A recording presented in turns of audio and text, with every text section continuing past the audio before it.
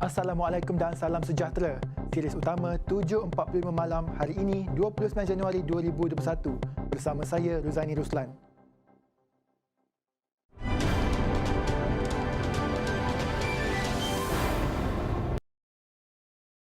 Kerajaan Sabah hari ini menasihatkan Jabatan Pendidikan Negeri supaya segera melaksanakan kaedah pengajaran dan pembelajaran di rumah PDPR menggunakan modul bercetak untuk murid dan pelajar yang tiada peranti serta liputan internet. Menteri Kerajaan Tempatan dan Perumahan Negeri, Datuk Masidi Manjun berkata, langkah itu bagi memastikan tiada murid dan pelajar di negeri itu yang tercicir sepanjang pelaksanaan PDPR. Sebagai langkah segera, Pengarah Pendidikan Negeri Sabah dinasihatkan melaksanakan pembelajaran seperti yang dilakukan ketika Perintah Kawalan Pergerakan PKP dahulu. PDPR bagi pelajar yang tidak mempunyai liputan internet dan tidak mempunyai peranti hendaklah diteruskan dengan nota pembelajaran dicetak dan disampaikan kepada pelajar. Kerajaan negeri dan Jabatan Pendidikan akan membuat penilaian mengenai jumlah murid dan pelajar yang layak diberikan peranti bagi membantu mereka mengikuti PDPR secara dalam talian. Bagaimanapun keberkesanan bantuan itu juga tertakluk kepada capaian internet di kawasan murid dan pelajar, memandangkan masih banyak lokasi di Sabah tidak menerima liputan internet yang baik. Dalam mesyuarat Kabinet Negeri, Ketua Menteri Datuk Haji Jinor mengarahkan Esko Pendidikan Datuk Muhammad Arifin Arif untuk berhubung segera dengan Jabatan Pendidikan Negeri bagi menentukan jumlah murid dan pelajar yang layak diberikan bantuan peranti. Haji Ji sebelum ini menyatakan kesediaan kerajaan negeri untuk menimbangkan bantuan peranti kepada murid dan pelajar dari keluarga kurang berkemampuan di Sabah supaya mereka dapat mengikuti PDPR secara dalam talian.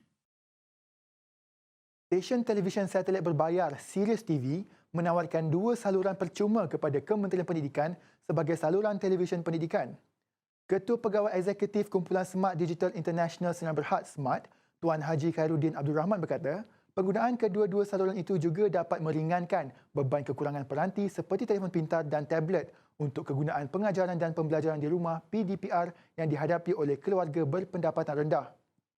Penangguhan sesi persekolahan disebabkan peningkatan mendadak kes COVID-19 telah memaksa pihak KPM melaksanakan PDPR yang banyak bergantung kepada akses internet dan peranti. Sebagai langkah membantu usaha pihak kerajaan memastikan pelajar sekolah tidak tercicir pelajaran akibat tidak dapat ke sekolah ketika pandemik ini, Sirius TV menawarkan 2 saluran percuma kepada Kementerian Pelajaran Malaysia untuk dijadikan saluran TV pendidikan. Our offer to the Ministry of Education actually consists of 2 channels. Each of them is 24 hours program, which would allow them to actually provide the services educational content for the sekolah rendah as well as sekolah menengah. Haji Khairuddin juga menyifatkan tindakannya itu sebagai satu tanggungjawab untuk saling membantu orang ramai di saat negara masih bergelut dengan pandemik COVID-19 yang masih belum dapat dipastikan bila akan berakhir. Beliau percaya 2 saluran televisyen yang ditawarkan itu sedikit sebanyak dapat membantu meringankan beban banyak keluarga yang mempunyai anak-anak yang masih bersekolah. As we know, TV pendidikan has always been there in the broadcast through RTM. Until a couple of years ago, it was actually taken over by the TV tutor. But having said that, they already have the necessary program for Standard 1 to Standard 6, Form 1 to Form 5. And this is just basically using back the same program for them to rebroadcast through our platform, satellite platform. Dengan siaran pendidikan yang berlangsung selama 24 jam setiap hari, pelajar-pelajar sekolah dapat menonton rancangan-rancangan pendidikan tanpa mengira waktu. Beliau turut berkata kedua-dua saluran tersebut akan dapat ditonton sebaik sahaja stesen Sirius TV dilancarkan awal tahun ini. Bekas Setiausaha Agung UMNO Tan Sri Anwar Musa tidak menolak kemungkinan bahawa pilihan raya umum ke-15 PRU15 boleh diadakan sebelum 1 Ogos atau 60 hari selepasnya.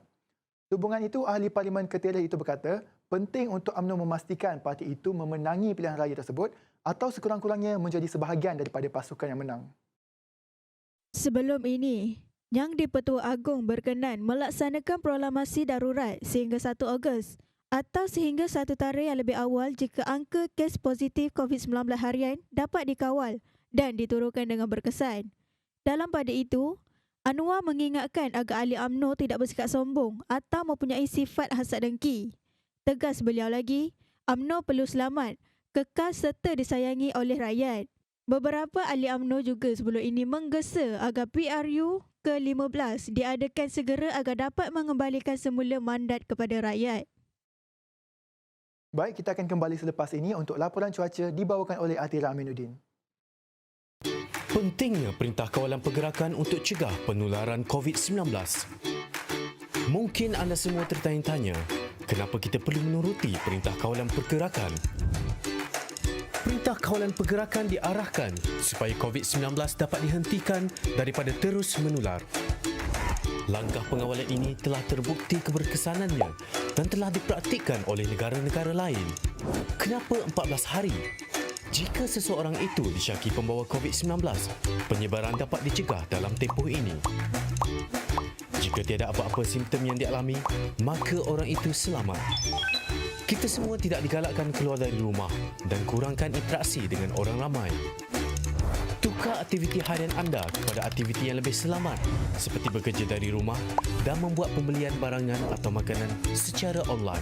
Perintah Kawalan Pergerakan perlu diambil serius dan bukannya dianggap sebagai cuti biasa. Bagi anda yang ingin pulang ke kampung, ia bukanlah satu tindakan yang baik.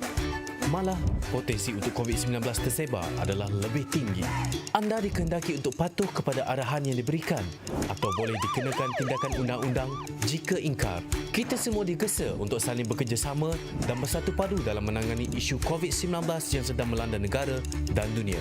Kongsikan video ini kepada rakan-rakan agar semua sedar dan faham tentang Perintah Kawalan Pergerakan ini.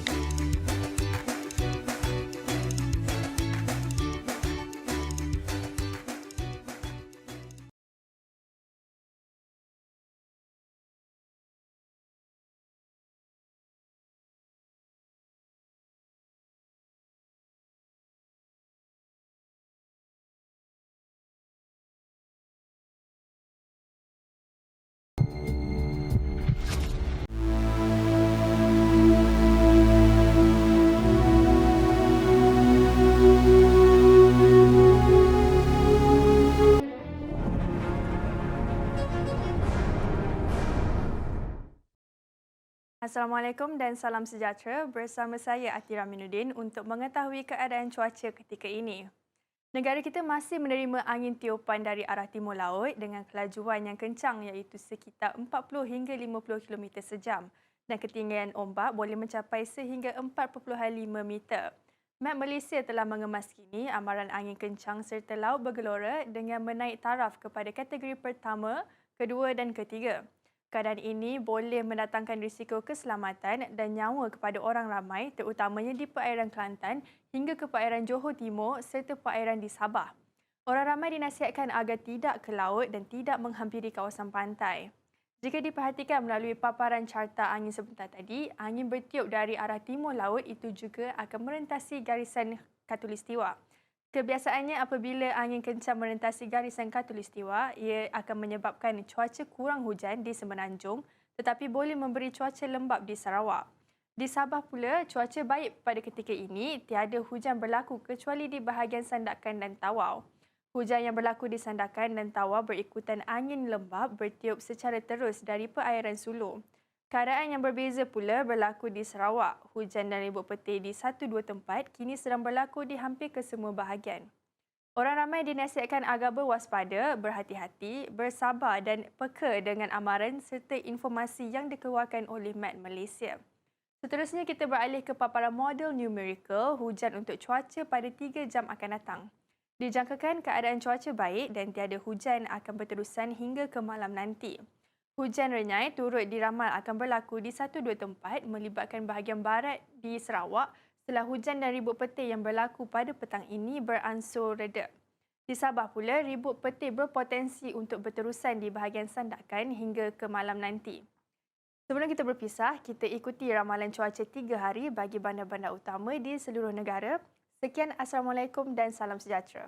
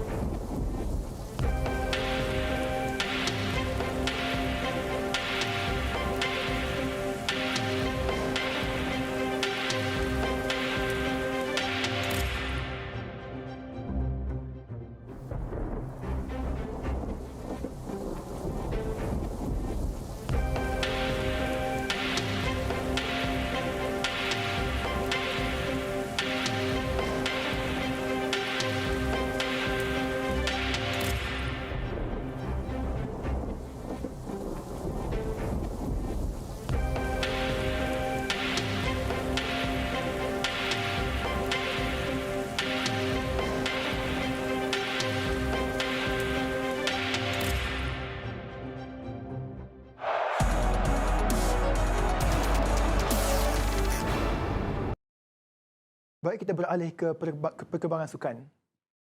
Juara bertahan Liga Super Johor Darul Takzim JDT mencapai persetujuan untuk menandatangani pemain kacukan Malaysia Nathaniel Sheo Hong Wan dari kelab Wolverhampton Wanderers. Perkara berkenaan diumum pengarah teknikal kelab bola sepak JDT, Alistair Edwards menerusi laman Facebook JDT, Johor Southern Tigers. Sheo 20 tahun bermain di posisi tengah merupakan pemain kacukan Cina-Malaysia namun memegang kewarganegaraan British. Perjanjian ini tertakluk kepada kejayaan permohonan kerakyatan Malaysia beliau dan akan bermula apabila kontrak semasa beliau tamat pada bulan Jun. Sheo mula beraksi untuk skuad bawah 23 tahun Wolverhampton Wanderers pada Julai 2019 dan kontraknya dijangka tamat pada Jun ini. Sebelum disahkan bersama JDT, Persatuan Bola Sepak Malaysia FAM juga pernah melaporkan bersedia meminang Sheo bagi memperkukuhkan skuad Harimau Melaya. Sheo yang juga merupakan bekas pemain divisyen lama England Yeovil Town FC tidak menolak kemungkinan untuk menyarung jersey negara satu hari nanti. Pengurus Wolverhampton Wanderers Nuno Espirito Santo menerima sebanyak 1.38 juta ringgit Malaysia untuk membantu mengatasi masalah kemiskinan di tengah bandar England. Pengendali berusia 47 tahun itu menyalurkan sumbangannya kepada projek Yayasan Wolves bertujuan untuk mengurangkan impak kemiskinan berhampiran Wolverhampton yang sangat terkesan susulan pandemik COVID-19. Projek yang memperolehi dana daripada komuniti PFA Liga Perdana dijangka berlangsung selama 3 tahun. Penyokong Wolves dan masyarakat Wolverhampton menunjukkan sikap yang baik dengan Nuno Espirito Santo sejak pertama kali tiba hampir 4 tahun lalu. Santo mahu memberikan sumbangan dan membantu mereka yang bergelut mengharungi pandemik COVID-19 sekaligus merupakan projek penting untuk Yayasan Wolves. Santo berharap penyokong Wolverhampton Wanderers akan turut serta dan dapat membantu mereka yang memerlukan bantuan ketika waktu sukar ini. Manchester United mungkin terlepas teraju Liga Perdana Inggeris selepas kekalahan di tangan Sheffield United, tetapi keupayaan mereka bersaing untuk kejuaraan musim ini membuktikan impak di bawah Bruno Fernandes di Old Trafford. Kuat kendalian Ole Gunnar Solskjaer bertandang ke Arsenal esok, genap setahun pemain tengah dari Portugal itu menyertai United yang ketika itu berada di tangga kelima, ketinggalan 30 mata di belakang pendahulu. Dalam 52 penampilan, pemain 26 tahun itu sudah meledak 28 gol dan melakukan 18 umpanan gol, melayakannya untuk dibandingkan dengan legenda United Eric Cantona. Fernandes berkata beliau tidak mengatakan ingin menjadi ketua atau melakukan sesuatu yang luar biasa. Ia cara semula jadinya. Apa yang menjadi kepentingan baginya ialah membantu pasukan dengan memberi sepenuhnya suara dan tenaga ketika perlawanan. Pengendali Napoli, Gennaro Gattuso, berang apabila ditanya tentang masa depannya ketika penyandang juara Piala Itali itu mara ke separuh akhir dengan kemenangan 4-2 ke atas Spezia. Gattuso dikritik selepas tewas kepada Juventus dalam saingan Piala Super Itali dan kekalahan 3-1 dalam saingan Liga di tangan Hellas Verona hujung minggu lalu. Napoli kini berada di tangga ke-6 Serie A tetapi bermain kurang satu perlawanan.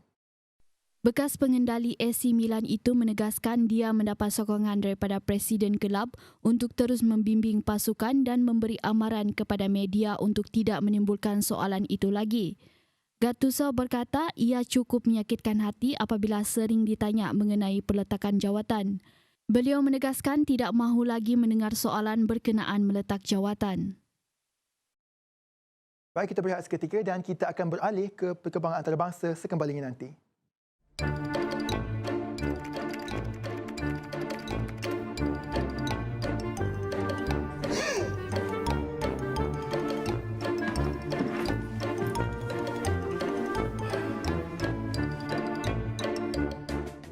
Cepat-cepat nak pergi mana tu bang? Aku kat sini lah.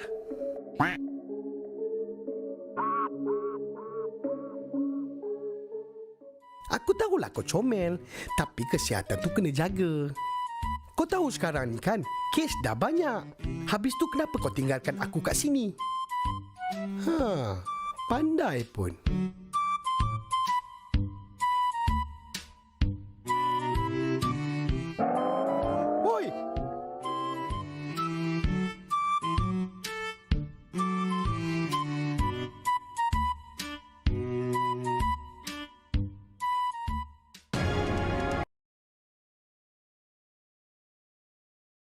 Bertemu kembali. Kita ke perkembangan antarabangsa. Lebih 113,000 individu di Singapura menerima dos pertama vaksin COVID-19 keluaran Pfizer-BioNTech, manakala lebih 50 individu menerima dos kedua mereka, sekaligus menyempurnakan regimen penuh vaksinasi setakat 27 Januari lalu. Antara lebih 113,000 individu yang menerima vaksin itu, 432 kesan sampingan dilaporkan termasuk 3 kes anafilaksis iaitu permulaan reaksi alergi yang teruk. Pengarah Perkhidmatan Perubatan di Kementerian Kesihatan MOH, Profesor Madya Kenneth dalam kenyataan berkata seperti vaksin lain juga akan terdapat sebilangan kecil individu yang mudah mengalami reaksi alergi yang teruk semasa vaksinasi. Beliau mengesahkan kesemua 3 kes anafilaksis menerima rawatan segera dan berada dalam keadaan baik. Tambahannya lagi, ketiga-tiga individu terbabit berusia dalam lingkungan 20-an dan 30-an mempunyai sejarah alergi termasuk rhinitis alergi dan alergi makanan seperti kerangan, namun tidak mempunyai sejarah anafilaksis yang akan mengecualikan mereka daripada menerima vaksin itu. Tentera wanita Muslim di Afrika Selatan kini dibenarkan berhijab sebagai sebahagian daripada pakaian seragam mereka. Ia susulan keputusan pasukan tentera Afrika Selatan meminda peraturan baharu minggu ini yang membenarkan semua wanita Islam bertudung bagi menutup aurat ketika bertugas. Pemakaian hijab dalam SANDF menimbulkan kontroversi selepas seorang pegawai tentera wanita, Major Fatima Isaacs berdepan tuduhan jenayah pada Jun 2018 iaitu dengan sengaja melakukan kesalahan dan tidak mematuhi arahan yang sah selepas pihak atasannya meminta dia menanggalkan tudung ketika mengenakan pakaian seragam. Mahkamah Tentera di Castle of Good Hope, Cape Town menggugurkan semua tuduhan pada Januari 2020. Bagaimanapun tentera tidak meminda dasar pemakaiannya yang kemudian mendorong Fatima mengemukakan cabaran di Mahkamah Kesaksamaan Afrika Selatan berhubung peraturan yang menyekat pemakaian mengikut agama. SANDF kemudian bersetuju meminda peraturan pemakaian seragamnya dengan membenarkan semua wanita Islam bertudung ketika bertugas. 2 lelaki dikenakan hukuman sebat di khalayak ramai di wilayah konservatif Aceh, Indonesia hari ini kerana melakukan hubungan sejenis. Individu terbabit masing-masing dikenakan hampir 80 sebatan kerana melakukan perbuatan yang melanggar peraturan di Aceh mengikut undang-undang syariah. Pegawai Ketenteraman Awam Heru Triwijanarko memaklumkan bahawa penguatkuasaan syariah Islam adalah muktamad tanpa mengira siapa individu itu. Malah pengunjung juga perlu menghormati norma penduduk tempatan. Hukuman sebat di khalayak ramai adalah perkara biasa di Aceh dan ia dijatuhkan sebagai pelbagai kesalahan termasuklah berjudi, minum arak serta berzina. 4 lagi individu berusia antara 17 dan 40 tahun turut dikenakan hukuman sebat pada hari yang sama atas dakwaan minum arak atau bertemu pasangan berlainan jantina. Kumpulan Hak Asasi Manusia menyelah hukuman sebat di khalayak ramai dan menyifatkannya sebagai kejam manakala Presiden Indonesia Joko Widodo menggesa ia dihentikan dan kebanyakan rakyat Aceh menyokongnya. Presiden Joe Biden menandatangani 2 perintah eksekutif bertujuan memulakan semula sistem penjagaan kesihatan dan membetulkan keputusan dibuat bekas Presiden Donald Trump. Beliau berkata langkah Trump sebelum ini menyebabkan sistem penjagaan kesihatan sukar diakses, lebih mahal dan ramai rakyat tidak berpeluang memenuhi syarat ditetapkan. Perintah eksekutif itu bertujuan memperkasakan Medicaid dan Undang-Undang Penjagaan Kesihatan Universal yang dikuatkuasakan ketika Biden menjadi naib presiden ketika pentadbiran Presiden Barack Obama dan membatalkan usaha Trump untuk mengekang akses wanita untuk pengguguran. Di bawah perintah itu, rakyat Amerika Syarikat boleh membuat pendaftaran baharu insurans di bawah Undang-Undang Penjagaan Kesihatan Universal dari 15 Februari hingga 15 Mac. Thailand merekodkan 756 kes baharu dan sifar kematian sepanjang tempoh 24 jam yang lepas, menjadikan jumlah keseluruhan kes positif di negara itu 16,221 dengan 76 kematian. Menurut penolong jurucakap Pusat Pentadbiran Situasi COVID-19, penularan wabak terbaru di negara itu sejak pertengahan Disember merebak ke 63 wilayah. Bagaimanapun, 47 wilayah tiada kes baru dalam tempoh 7 hari yang lalu. Penularan wabak terbaru di negara Thailand sejak pertengahan Disember merebak ke 63 wilayah. Bagaimanapun, 47 wilayah tiada kes baharu dalam tempoh 7 hari yang lalu. Sementara itu, Thailand akan terus mengkaji keberkesanan ekstrak herba tempatan selepas terbukti berkesan memulihkan keadaan pesakit COVID-19 semasa ujian klinikal.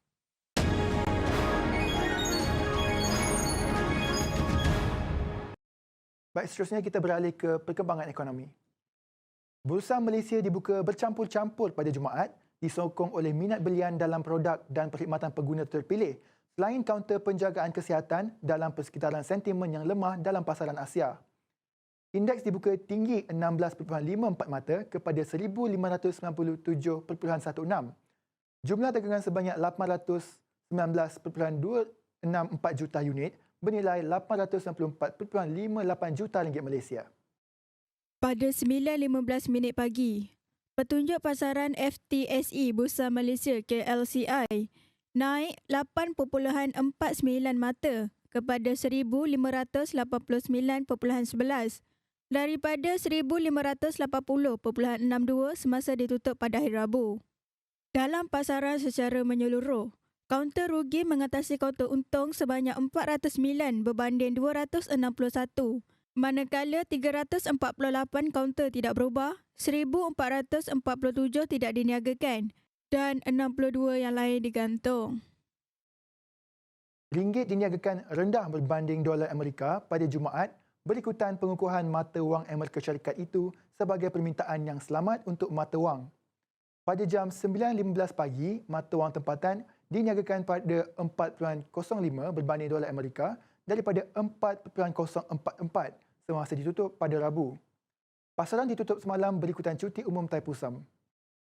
Ketua Strategi Pasaran Global Steve Innes berkata, saham dan mata wang pasaran sedang pesat membangun bergelut di bawah pelaksanaan vaksinasi COVID-19 yang amat perlahan di peringkat domestik dan pasaran maju mendorong permintaan terhadap dolar Amerika. Peniaga menjangkakan ringgit akan diniagakan secara defensif berdasarkan naratif ini. Berbanding mata wang utama yang lain, ringgit diniagakan bercampur-campur.